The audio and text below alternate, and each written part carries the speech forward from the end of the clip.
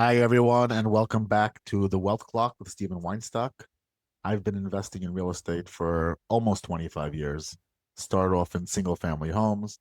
Now I invest in multifamily, some retail, a little office, and recently I've been buying lots of first lien positions.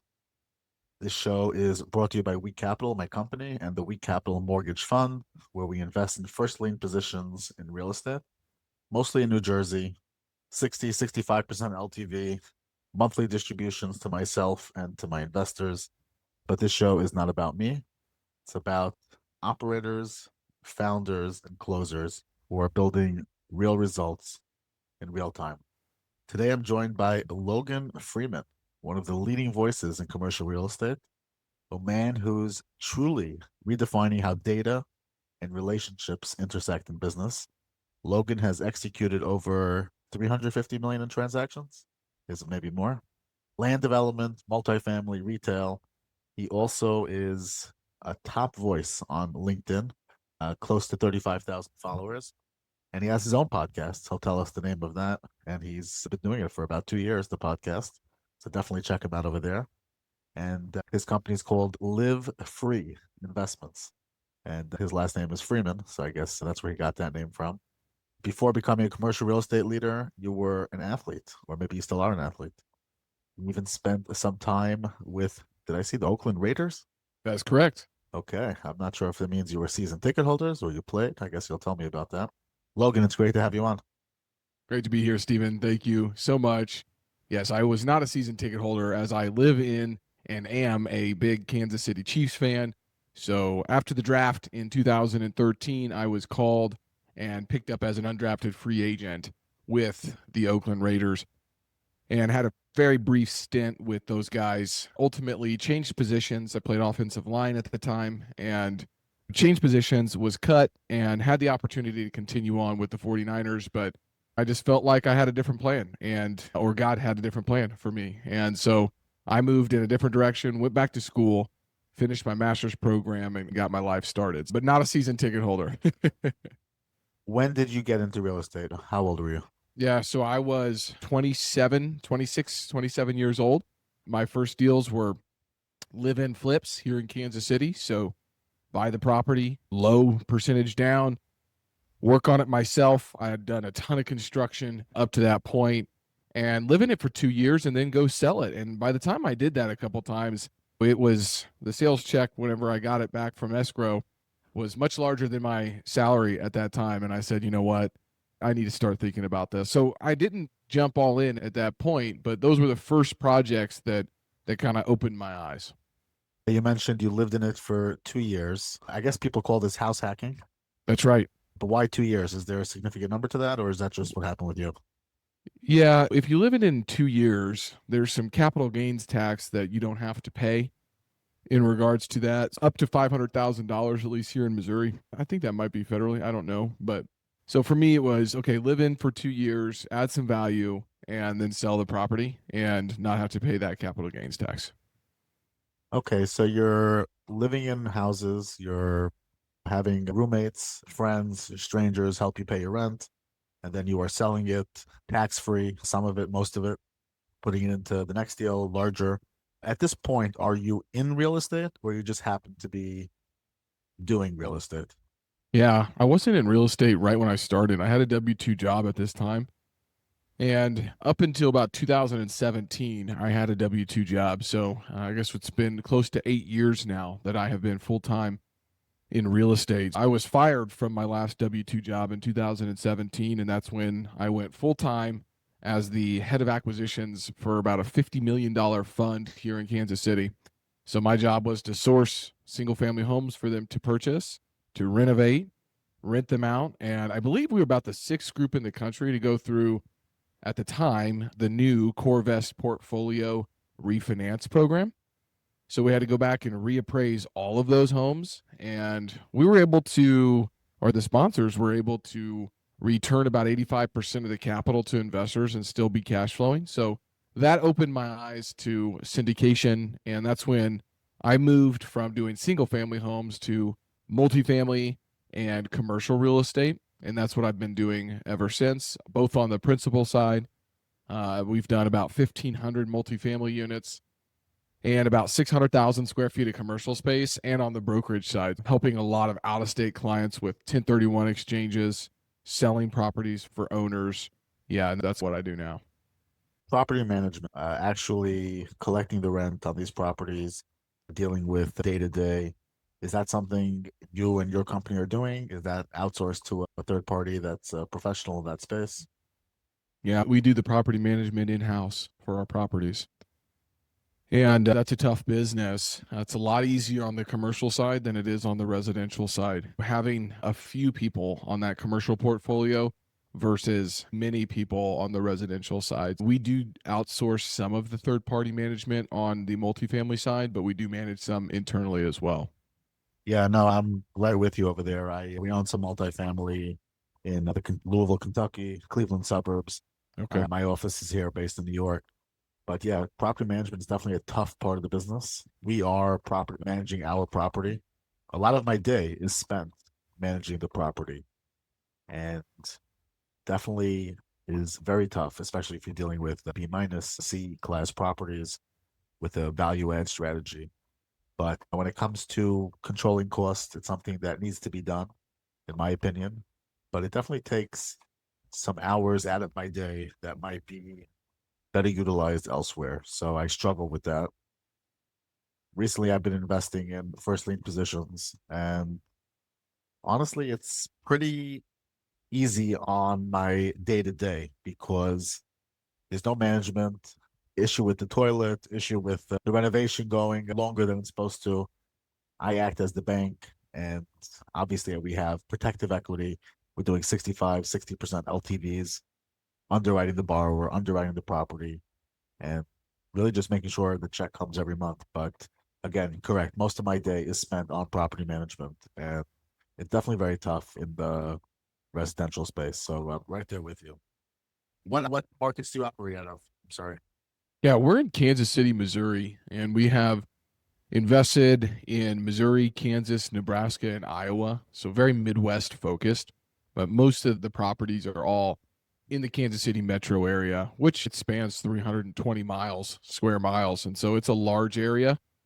We have about 2.5 million people that live in that MSA. It's very unique because we pull from the Kansas side and the Missouri side. And depending on what type of property you're looking for and what your strategy would be, I will direct you to different locations. And each side of the state line has very different demand drivers as well as demographics. And so it's a very unique, I think, position to be in. But we have found that Kansas City has continued to be a good spot to invest in.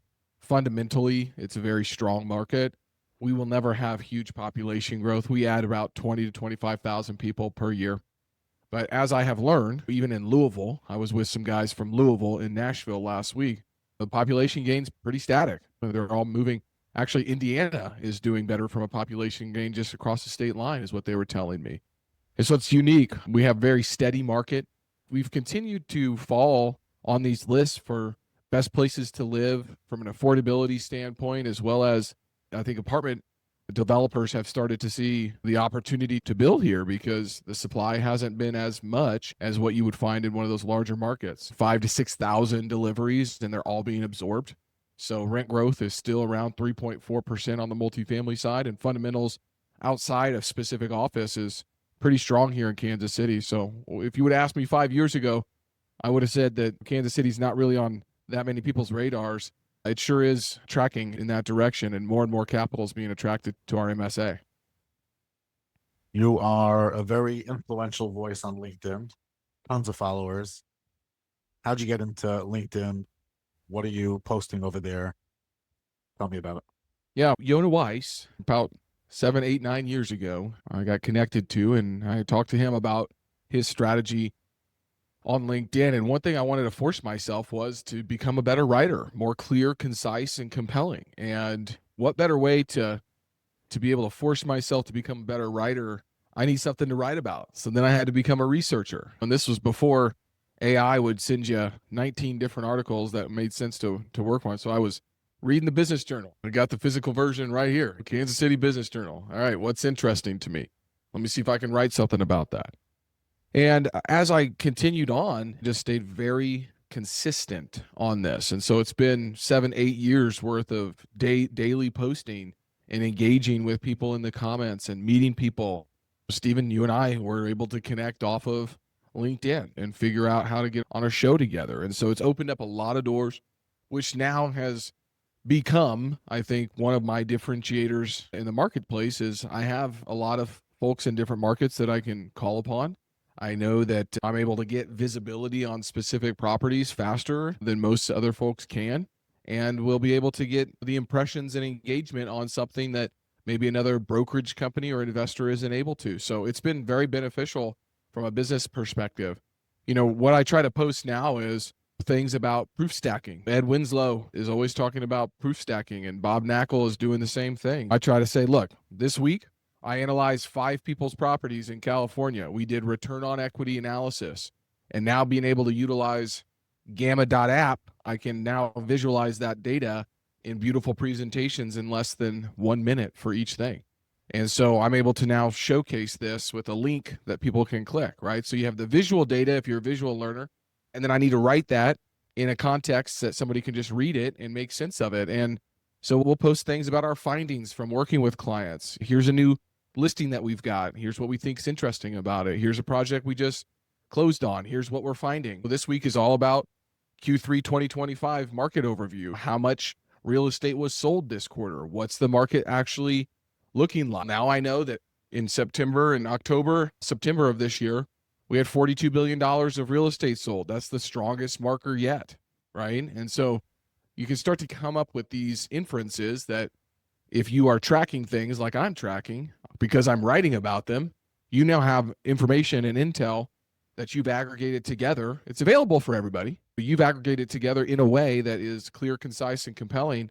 People want to follow you. And so I'm very data statistic heavy on all my posts on LinkedIn, so people understand this isn't really my opinion. The comments might be my opinion, but what I'm posting, at least in the body of the post, is data that you can look at and say, hey, maybe I should talk to Logan and his team about real estate in Kansas City. Besides LinkedIn, are you active on other platforms? Are you networking in person? Are you writing blogs? You did mention you have a podcast. Tell me about the podcast. Tell me what it's called, where we can listen to you, and what else you're doing besides LinkedIn and other. Yeah, all of them, I think, especially on LinkedIn. I have a newsletter. It's called Beyond Buildings, the Freeman Factor. And I blend together real estate analysis with mindset. I think that's important in this business, is having a mindset. So I openly share my faith. I share about my fitness journey and what I'm liking to do there. You said former athlete. I still like to think of myself as an athlete. I don't really know in what, but living. I think I'm an athlete of living right now and surviving. 3 kids, 6 and under, and trying not to be tired all the time. So that's my newsletter. You can find that on LinkedIn. The podcast was something that I've always been doing, and it's called the Kansas City Commercial Real Estate Market Pulse. And I've made it very specific because I think that it's very noisy out there in the marketplace with podcasts. Hey, if you want to find something about Kansas City, here's a commercial real estate market pulse about what's going on in the city, right? And that's very specific in regards to that. Definitely still doing a lot of networking, mostly networking, honestly, in person would be just from going to industry events that are here locally. The last 2 weeks I have been traveling. I've been in Nashville and I've been in Scottsdale/Phoenix meeting with real estate investors. So that's been a lot of fun. But with the small children, I don't travel too much. I'm not a big conference goer by any means, but I'm able to build that network by doing things like this, hosting my own roundtables, inviting people onto the show, getting to meet them there. On average, I have about 4.7 meaningful conversations per day, meaning this is somebody that can buy, sell, or invest in real estate. I track that all year long, and I'm having about 13 to 14 revenue generating meetings per week. So I'm very focused on making sure that I track where my time is being spent. And those are either scheduled Zoom calls or in-person meetings. So yeah, still doing a decent amount of that. My job is the transference of feeling and information, right? I'm in an information and relationship business. And so I need to be doing that on a regular basis. So every medium that I can, I'm not real big on other social media platforms like X or Instagram. I've really just gone on all in on LinkedIn, but the podcast is on all the platforms, right? YouTube and things like that. The one unique thing about the Market Pulse is it's always live. And so we invite people to come and ask questions live on LinkedIn and on YouTube. I think that's the unique part about that show is it's live and you can ask questions and we can engage together. And that's been pretty cool because a lot of people will show up and ask myself or the guest questions live, and that drives a lot of the conversation. Try to be a little more interactive on that. Got it. Yeah, doing it live is definitely something I guess I would like to try. Not sure I'm up to that yet. This is recording, I think this is 33 or maybe 31, but we released at this time 25 or 26. I don't remember offhand. But it's quite a busy schedule you have. How's technology helping you with all of this? Obviously the podcast is a microphone and all that, but are you using anything to help you maximize time? AI, how's AI helping you? Tell me a little about that. Yeah, I've been using AI for close to 3 years now, I think. And obviously started with Chat GPT. It's expanded into what I like to call super agents. And now I can build automations to have the super agents go scrape certain databases of information, find what I'm looking for, aggregate that, and then email it to me on a regular basis.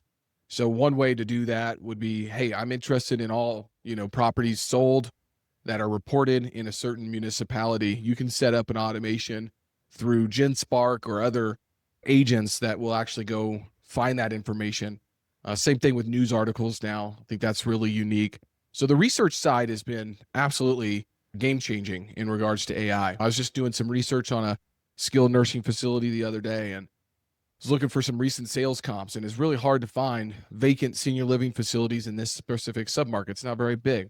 I set off one of my super agents for that, and it was able to locate, which I would have never found, a HUD foreclosure sale that mentioned a property in this submarket and that the sale was on 7 days ago, and we'll have the information 30 days from now. And so I was able to go to the owner and say, hey, we can give you our price opinion and our broker opinion of value, but we probably should wait to see kind of where this foreclosure sale really shook that out. So here's what we can do in that period of time coming up to that. So that's a really cool way.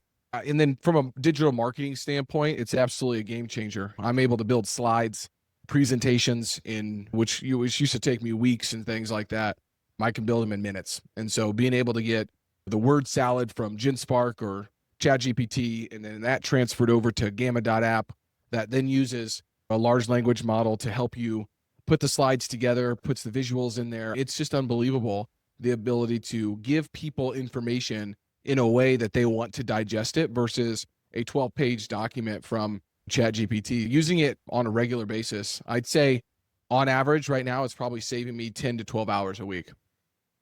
What advice would you give to investors, GPs, sponsors that are trying to raise capital or find partners on social media or by networking?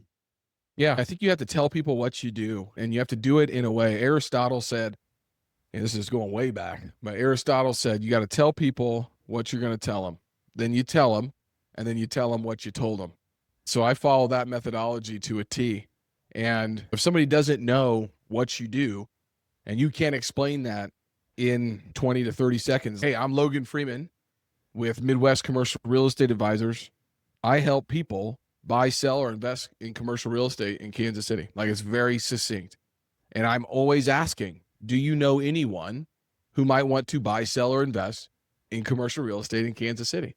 And I'm asking for referrals on a regular basis. So you need to put yourself out there.